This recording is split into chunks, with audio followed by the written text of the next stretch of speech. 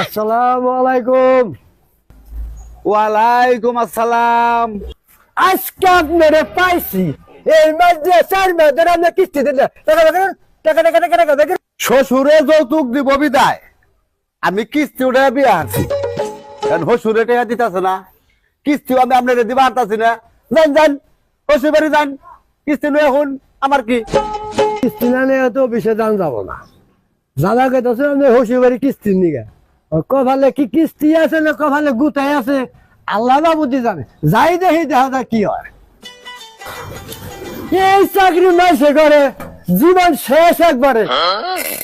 আসসালামু আলাইকুম। ওয়ালাইকুম আসসালাম। আপনি যৌতুক দিবেন দেখে আপনার মেয়ের নামে কিস্তি তুলছে।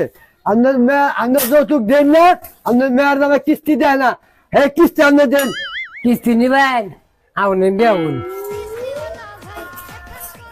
গত সপ্তাহে দাম দিয়ে কিস্তি দিল না, তার লগে আপনার লগে যে ওইটা ভিডিও কিন্তু আমাকে পাচ্ছে এলাকায় ছড়িয়ে কুপন কথা জানলো কি ভাই? চাষা তো আমার ইজ্জত শেষ করে আনবো। চাষা 500 টাকা দিয়ে আমি কোথায় আসা দিন পটল খাইতেন আর আপনার মেয়ের আমার নামে কিস্তি সব পরিশোধ আজকে একবার কোনো ঝামেলা নাই না। আর মাঝে মাঝে আপনার সাথে দেওয়া সাথে করে দেন, ঠিক আছে? আসসালামু আলাইকুম। মোটর সাইকেল দিয়ে যাও।